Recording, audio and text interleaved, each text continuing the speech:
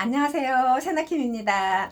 오늘은 호르몬제 복용을 하지 않고 갱년기 증상으로 고생을 하며 사는 게 좋은 건지, 호르몬제 복용으로 건강한 삶을 사는 게 맞는 건지를 알아봤습니다. 대한폐경학회 회장님이시고 고대 안암병원 산부인과 김택 교수님의 강의를 듣고 호르몬 치료를 받아야 하는 이유와 장단점을 알아봤어요. 갱년기이신 분들은 끝까지 영상을 봐주세요.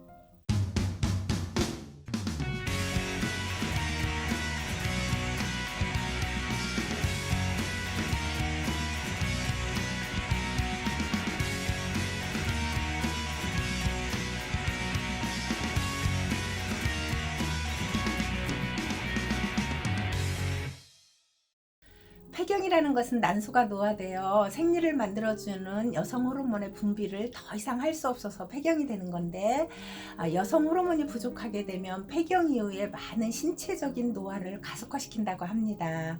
예를 들면 골다공증이나 심혈관 질환, 치매, 관절염, 방광염, 질염 같은 반신체적인 노화가 진행되는데, 이를 예방하기 위해선 호르몬 치료가 반드시 필요하다고 합니다.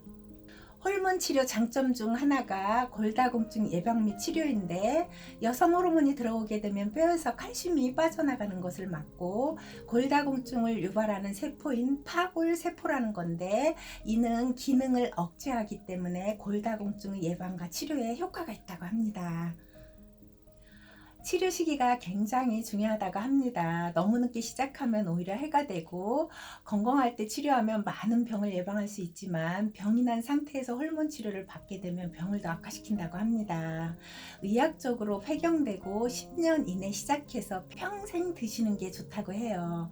하지만 중간에 끊으셔도 괜찮다고 합니다. 그런데 끊게 되면 그 시기부터 바로 노화가 시작되니 끝까지 드시는 게 제 생각에는 더 좋을 것 같네요. 유방암도 사용법과 어떤 약을 복용하느냐에 따라 감소하기도 증가하기도 하는데, 예를 들면 1000명의 여성이 7년 정도 먹게 되면 증가폭이 굉장히 낮아서 0.8명 정도가 걸리게 되는 아주 낮은 위험도라 안심하고 복용하셔도 되고요. 최근에는 유방암을 일으키지 않은 약제도 개발되어 나와 있다고 합니다.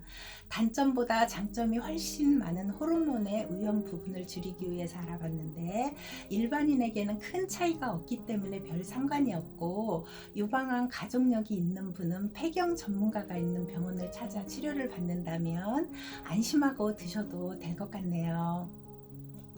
그동안 언론에서 호르몬 치료가 암을 유발한다고 잘못된 보도를 하고 정정 보도를 하지 않아 많은 일반인들, 심지어는 폐경을 전공하지 않은 의사들까지도 암을 유발하는 것으로 인식이 되어서 심한 갱년기 증상을 앓고 계신 분들이 암이 무서워 호르몬제 복용을 하지 않고 갱년기 증상이 심해 우울감에 빠지고 가족들을 힘들게 하는 분들도 주위에서 많이 봤습니다.